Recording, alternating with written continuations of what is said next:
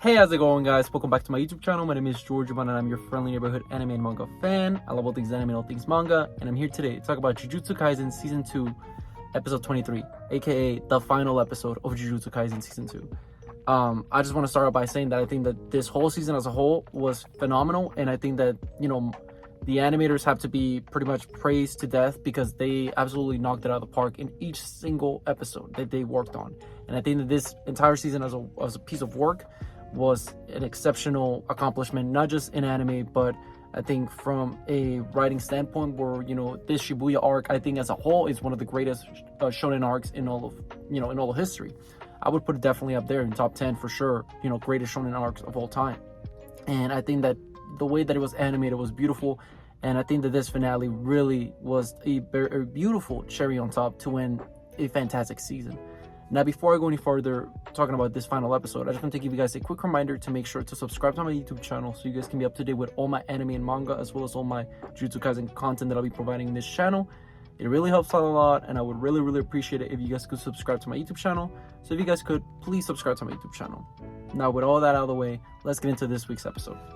So, how this episode starts off is we catch up where we left off, where we see pretty much Geto, aka Kenjaku, talking to Yuki and Juji, and they're having this debate like, remember what I said all those years ago, like how to get rid of all the curses, like, well, we either had to get rid of all the curses or we had to get rid of all humans. And they had this whole debate, it's pretty much from the hidden inventory where Yuki meets Geto, and she was kind of the influence behind Geto's switch, turning to the dark side, if I may add. And we see pretty much she kind of realizes like that's not Geto, like she kind of just pretty much picks at it because she sees the scars, and it's like, I guess that our answers are different now. And what we end up seeing is that throughout it all, he says like, I pretty much got my end goal now, I know what the right answer was, and thanks to Juji I'm able to do that. And he's like, what? And what pretty much he says is what we heard last episode, which was that pretty much thanks to Juji battling Mahito and Mahito unlocking his full potential and evolving himself to an even farther state, Geto, when he was Kenjaku, when he's able to absorb Mahito's curse energy into the Uzumaki, he's able to use it to his full potential. And what we find out that what the reason he wanted to do that is so he could start a new era of just curses and sorcerers, like the Edo period or so that he says. And what he pretty much nails down is that he had planned all this so he can absorb Mahito once he evolved to his butterfly states / his full potential. And he also states that he wanted to use Jogo as he wanted to absorb Jogo as well once he reached his full potential, but sadly he got bodied by Sukuna, so that couldn't happen. But we see that pretty much he goes on and says that I made contracts with a lot of people. I gave them curse tools, and I made contracts with them, and I have a lot of people that throughout my years in this world I planted my seeds, and I know that I can blossom them now. And what he says is that thanks to Mahito's ability, which I finally understand everything, so I'm able to create a new species of human, where it's like he understood that the humans that absorb curse objects similar to Juji, and people that can just learn techniques but not be sorcerers themselves like Junpei, they can be used for this new world that he's creating. And then we see that he creates this barrier.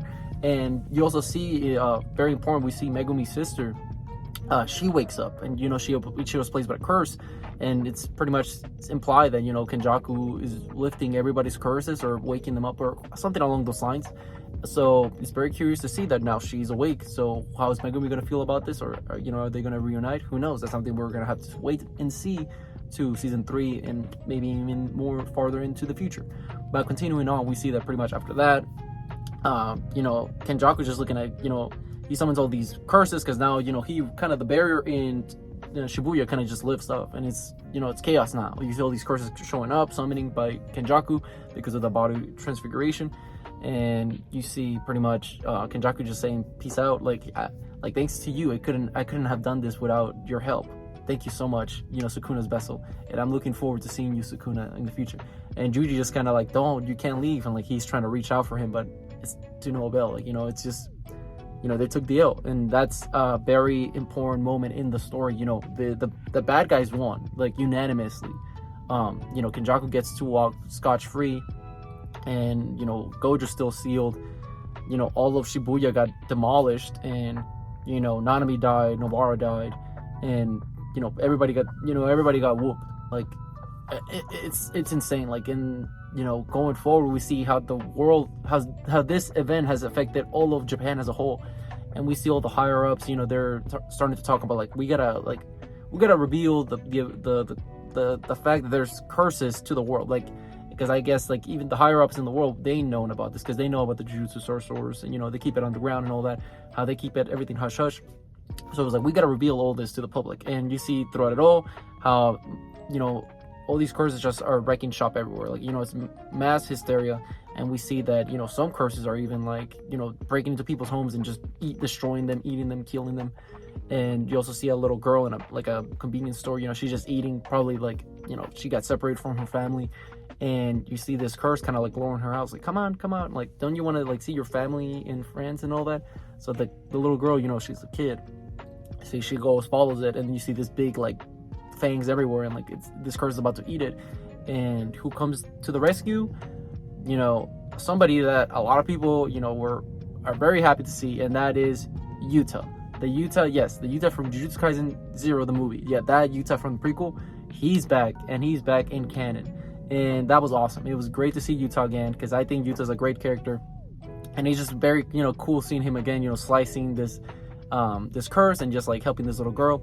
And you also see later on that Yuki, she's I think that she's like, okay, I asked for your help, I'm gonna fight, I'm gonna go head on against Tengen. Like, she's just like, I waited too long, I should have just, like, I should have stepped up sooner like, instead of watching everything fall out and just show up in the last moment, I should have been involving myself earlier in the situation, which she absolutely should have, because everything went to chaos. And I'm sure that if Yuki would have helped out earlier, it would have been a much easier time for the good guys.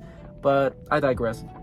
But we see pretty much that we catch up back with Yuta, and Yuta's, like, talking to the higher ups of the Jujutsu Academy, and he's talking to them as, like, I'm here, like, I'll follow your orders, whatever, like, what do you guys want me to do? Like, I'll do a contract, like, I'm just here to help people out. And then the guy's like, okay, I have a mission for y'all. And then we cut to this big headline that pretty much it's a rule in the Jujutsu sorcerers, like in the entire world of Jujutsu.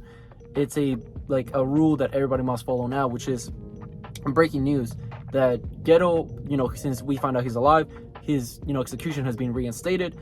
Gojo is now blamed as a co-inspirer to the Shibuya incident, so he also shall not be freed from the prison realm, and anybody that tries to free him from the prison realm shall be arrested / executed. As well as the principal of Jujutsu Kai, he is a conspirator as well, because of the whole Sukuna vessel, so he is set for execution as well. And lastly, Juji himself, the pardon of him being alive, no, he also has an execution set on his head. And who's going to carry that execution? Yuta. He's been assigned to kill specifically Yuta. And the reason why Yuta has beef with Juji is because he, Toge, the curse speech guy, when what's his name, Sukuna opened his domain, I guess, he got cut, like, he lost an arm or so. Thankfully, that's all he lost, like, because my man would have been dismantled. He was luckily out of the radius, but he just happened to, like, you lose an arm. And Yuta's pissed about that. It's like, yeah, I don't care if he was one of my teacher's former students, I'm not gonna let that slide. I'm gonna personally kill him. And you just see Yuta with this cold-blooded face, and we never see Yuta like that. He's very, very happy, very chill guy. But no, my man is pissed. Like, and you don't mess with his friends. I mean, we saw that in Jujutsu Kaisen, the movie 0, when he fights Geto and them. And yeah, I think that this was a great way to end the season, showing Yuta and leading on once again, as well as we see pretty much Juji in the run. He's a fugitive now, and now what's gonna happen? Well, that's something we're gonna have to see till season 3. So I can't wait for it, because I know that everything going forward is gonna be fantastic as a manga reader. So you'll have a lot to look forward to in the future. But with all that being said, what did you guys think about this week's episode, the grand finale? Did you guys love it? Did you guys hate it? Did you guys thought it was alright? Whatever you guys thought, let me know in the comment section down below. Also, thank you so much for sticking all the way to the end of the video. I really appreciate it. And don't forget to like, comment, and subscribe to my YouTube channel for more Jujutsu Kaisen, as well as more anime and manga content in the near future. But yeah, with that being said, I hope you guys have a great rest of your day. Bye bye.